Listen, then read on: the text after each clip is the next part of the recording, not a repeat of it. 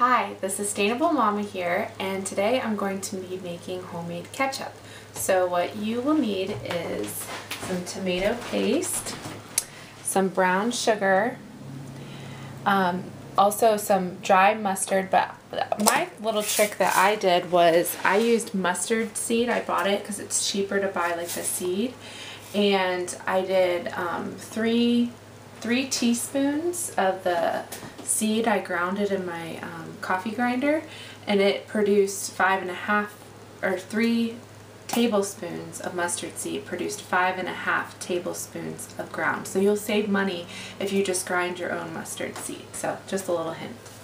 So you'll need ground mustard, salt, cinnamon, cloves, allspice, cayenne pepper, vinegar, 2/3 a cup of water, and an empty container to put it in. You can either use an empty ketchup container, which is what we'll probably use, or like a glass container such as like Ball brand. You'll need a bowl to mix in, a funnel if you're going to be putting it in a container like that, and a whisk and measuring spoons, and then also a can opener if you have canned tomato paste. So here we go. All we're going to do is just combine all the ingredients into the bowl. So first we start off with the tomato paste. Hold on, let me go grab something.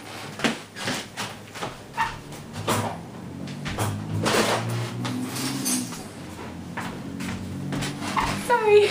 Okay, I forgot a spoon. So we have our tomato paste.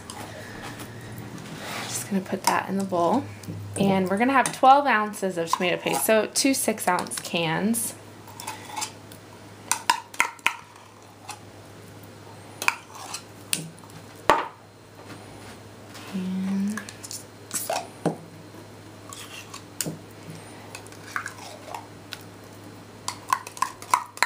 And this will be a lot cheaper than buying your own ketchup, because these cans I think are only 29 cents. So if you have like a value place where you can buy your tomato paste, it'll save you a lot of money making your own ketchup. So then we need 1/2 cup of, the recipe calls for dark brown sugar, but I only have light brown, so I'm just going to use that. And then we need 1/2 teaspoon of dry ground mustard.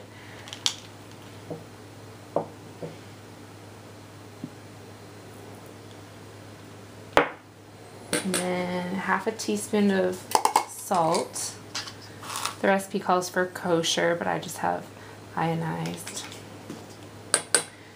A 1/2 scant teaspoon of cinnamon. So I just kind of like indent my finger a little bit when I go over it to make it scant. 2 pinches of ground clove. So we'll just do like 2 little shakes. And then 2 pinches of allspice. 1, 2. 1 pinch of cayenne pepper.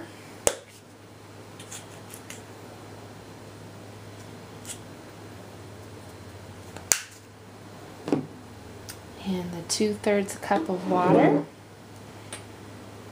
And we're just mixing all of these ingredients together in a bowl.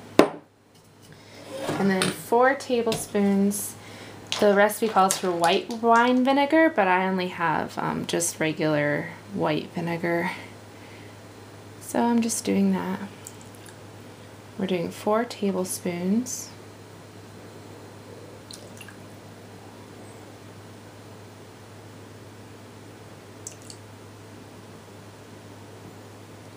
Okay. And then you're just going to take a whisk and whisk all of it together.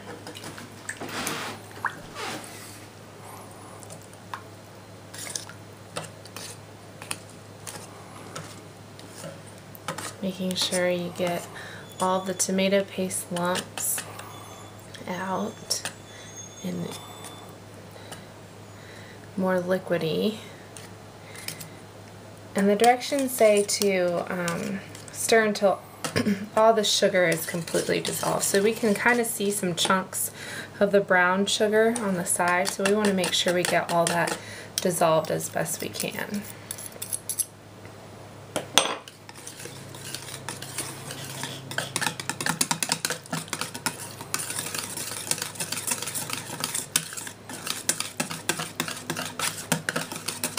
And I have a little bit left of tomato paste in here. I want to make sure I get every little bit. So go ahead and put that in there. Try and get as much as I can. If you have a small spatula, that might be helpful for getting stuff out of a can. I don't have a small spatula anymore, but that would be helpful. So you just stir it up real good. Let's see if we see if the brown sugar is dissolved.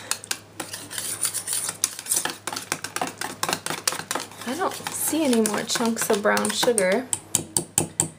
So we're going to go ahead and transfer this to our container.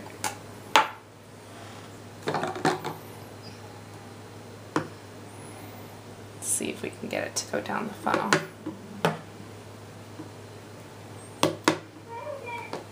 You kind of have to push it in there with a spoon. If you have a wider mouth funnel than we have, that would be good. So you can either store it in a container like this going through a funnel, or you can do a little bit more simply would be this, but you wouldn't have your squeezable ketchup. You know, you would just get it with a knife or whatever. So it's whatever you're more comfortable with. And the directions also say to let it sit overnight in the refrigerator to kind of let the flavors combine and really absorb into the tomato paste and get that ketchup-y taste. So that's how you make homemade ketchup. I hope you enjoy the recipe. Let me know what you think, and thanks for watching.